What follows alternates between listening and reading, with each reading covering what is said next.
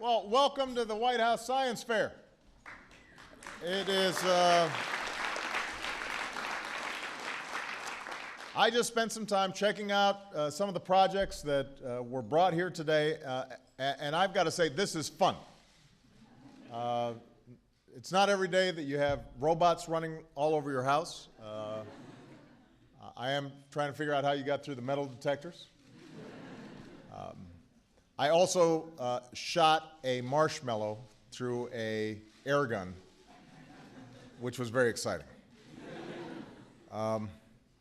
Science is what got several of our guests where they are today, so I just want to make a couple of introductions. We've got a real-life astronaut and the head of NASA, Charles Bolton, in the house.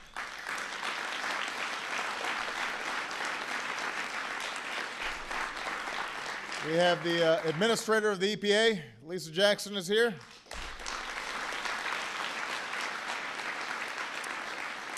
The director of the National Science Foundation, Subra Suresh, is here.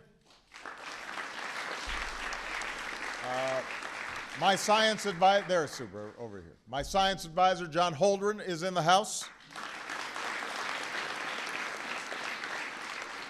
And we've got a couple of people who've dedicated themselves to making science cool for young people. We've got Neil deGrasse Tyson and Bill Nye, the science guy.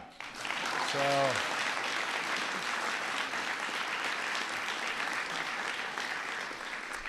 now, it is fitting that this year's fair is happening just 2 days after the Super Bowl.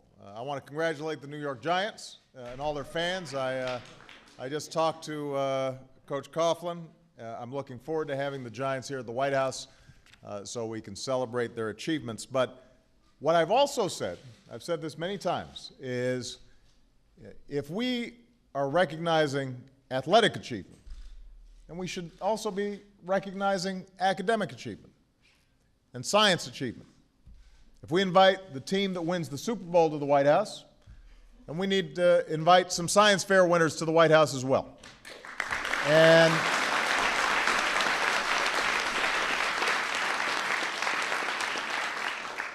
now I'm going to talk about how great all of you are in a second.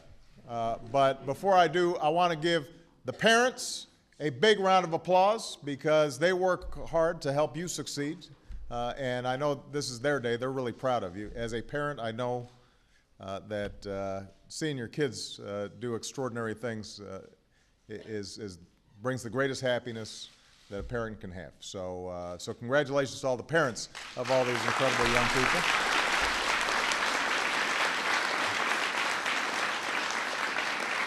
But parents aren't the only ones who helped you get this far. Every one of you can think of a teacher or maybe a couple of teachers without whom you would not be here. So I want you to promise that the next time you see those teachers, that you give them a big thank you, not just for yourselves, but also for me, because teachers matter. They deserve our support.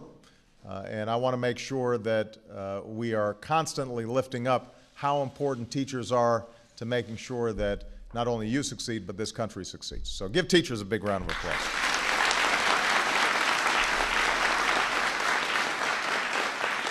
Now, as I was walking around the science fair, I was thinking back to when I was your age, and basically you guys put me to shame. What impresses me so much is not just how smart you are, but it's the fact that you recognize you've got a responsibility to use your talents in service of something bigger than yourselves. You know, some of you that means developing new products that will change the way we live. So Haley Hoveter, where's Haley? There she is, right over here.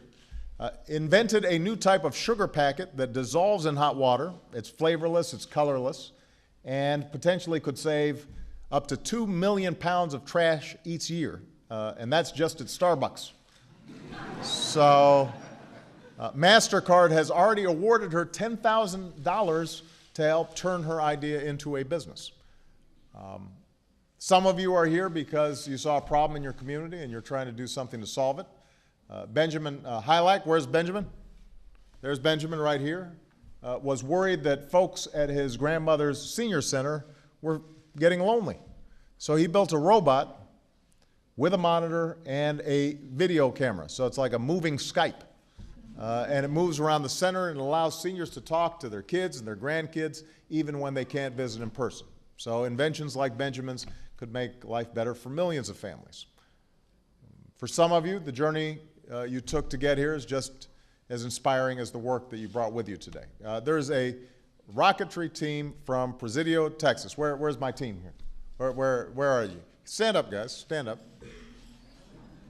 This is part of the fourth poorest school district in the state of Texas. And I was told that teachers cooked food to sell after church. Supporters drove 200 miles to pick up donuts for bake sales. They even raffled off a goat. Is that right? Just so they could raise enough money for the rocketry team to compete. And the majority of the kids at the school are ESL, English as a second language. And the presentation they made could not make you prouder. So, way to go.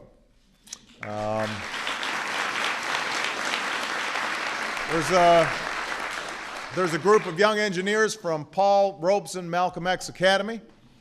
And nobody needs to tell them the kinds of challenges that Detroit still faces. Where's my team from Detroit in the house?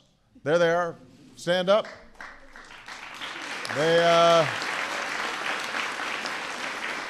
They believe in their city, and they're coming up with new ideas to keep Detroit's comeback going. And there's Samantha Garvey. Where's Samantha? Just saw Samantha. There she is. Stand up, Samantha.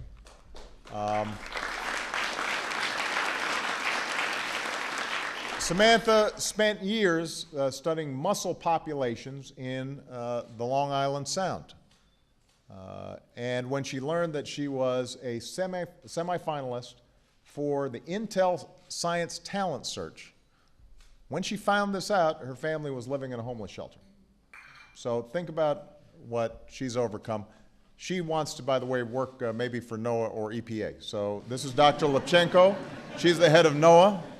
Lisa Jackson, right there, head of EPA. You might just want to, hook up with them before you leave.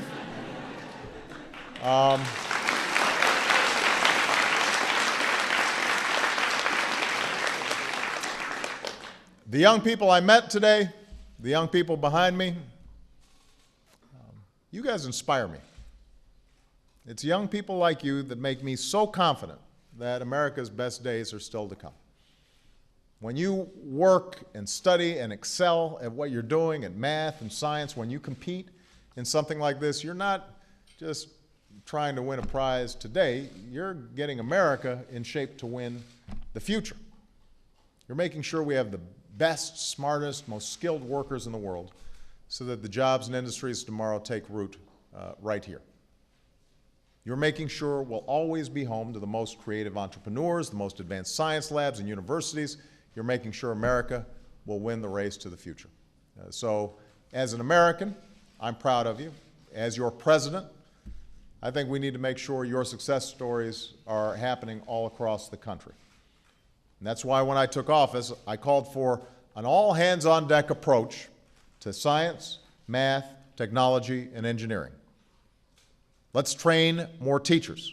Let's get more kids studying these subjects. Let's make sure these fields get the respect and attention that they deserve. But it's not just a government effort. I'm happy to say that the private sector has answered that call as well. They understand how important it is to their future.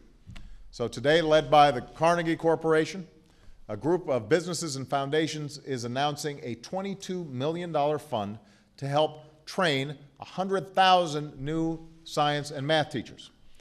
A coalition of more than 100 CEOs is expanding innovative math and science programs to 130 sites across the country. And other companies are partnering from everybody from Will.i.am to Dean Kamen to make sure we celebrate young scientists and inventors and engineers, not just at the White House, but in every city, in every town, all across America. And many of these leaders are here today.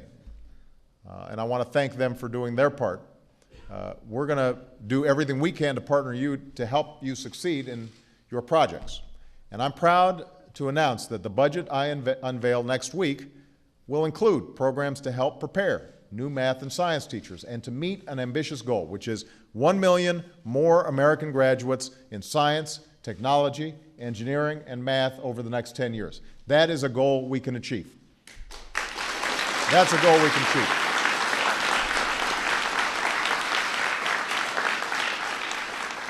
Now, in a lot of ways, today is a celebration of the new, but the belief that we belong on the cutting edge of innovation, that's an idea as old as America itself. I mean, we're a nation of tinkerers and dreamers and believers in a better tomorrow. You think about our founding fathers. They were all out there doing experiments. And folks like Benjamin Franklin and Thomas Jefferson, they were constantly curious about the world around them and trying to figure out how can we help shape that environment so that people's lives are better. It's in our DNA. We know that innovation has helped each generation pass down that basic American promise, which is no matter who you are, no matter where you come from, you can make it if you try. So there's nothing more important than keeping that promise alive for the next generation. There's no priority I have that's higher than as president than this. And I can't think of a better way to spend a morning than with the young people who are here doing their part and creating some unbelievable stuff in the process. So I'm proud of you. I want you to keep up your good work. I'm going to make a special plea to the press, not just the folks who are here, but also your editors. Give this some attention. I mean, this is the kind of stuff, what these young people are doing, that's going to make a bigger difference in the life of our country over the long term than just about anything. And, it doesn't belong just on the, back pages of a newspaper. We've got to lift this up. We've got to emphasize how important this is and recognize these incredible young people who are doing things that I couldn't even imagine thinking about at 5th grade or 8th grade or in high school. And so pay attention to this. This is important. This is what's going to make a difference in this country over the long haul. This is what inspires me and gets me up every day. This is what we should be focusing on in our public debates. And as for all the folks who are here, don't let your robots wander off anywhere. All right? So thank you, everybody. Appreciate it. Congratulations. Thank you.